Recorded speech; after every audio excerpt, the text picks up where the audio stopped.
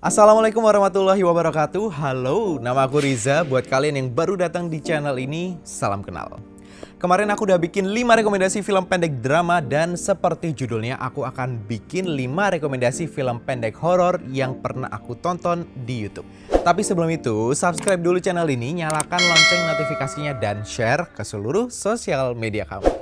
Film pertama yang aku rekomendasikan adalah Lantai 4. Bercerita tentang keanehan yang menimpa seorang karyawan karena sering pulang malam. Lift yang ia naiki selalu berhenti tiba-tiba di lantai 4. Premis ini menarik banget buat aku. Sebagai orang yang pernah bekerja di gedung berlantai, sering pulang malam dan pakai lift, cerita ini terasa dekat. Film ini pintar dalam membangun kecemasan, ketakutan, dan berhasil membuat penonton tetap bertahan buat nonton sampai selesai. Lokasinya pun gak banyak, cuma di ruangan kantor, lift, dan area depan lift. Tapi justru tempat yang tidak luas ini bikin ceritanya straight to the point, gak bertele-tele. Lanjut, film horor kedua adalah Ketukan.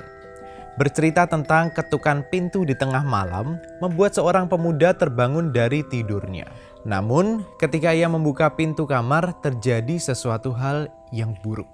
Ide ceritanya sederhana, simple, bahkan film ini pun juga direkam hanya dengan handphone. Tapi satu hal yang menarik adalah film ini bisa membangun emosional penonton pelan-pelan. Sampai di titik yang tepat, film ini baru memunculkan jump scare-nya. Sebuah kejutan yang menyenangkan buat aku. Terlepas dari sosok hantunya yang mungkin terlihat apa adanya, tapi justru apa yang dilakukan hantu itu lebih terasa terornya. Lanjut, film yang aku rekomendasikan adalah Pulang. Sebuah kisah seram dalam perjalanan pulang. Menurutku inilah salah satu kunci cerita pendek horor bisa menjadi menarik buat penonton. Termasuk film Pulang. Dia pintar dalam memainkan tempo, kapan penonton harus mulai tegang dan kapan waktu klimaksnya muncul. Departemen audio film ini termasuk yang niat untuk skala film pendek horor di YouTube.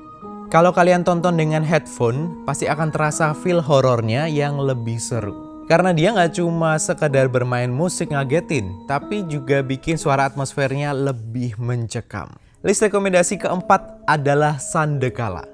Bercerita tentang seorang ibu dan putrinya yang berjalan cepat di lorong rumah. Ketika maghrib menjelang, ada sesuatu yang mengintai mereka berdua. Lagi-lagi sebuah premis yang dekat dengan kita. Sedari kecil kita sering diperingatkan oleh orang tua kita kalau sudah surup atau waktu mendekati maghrib, kita harus berhenti bermain dan pulang. Katanya banyak makhluk-makhluk tak nampak yang berkeliaran di jam-jam rawan ini.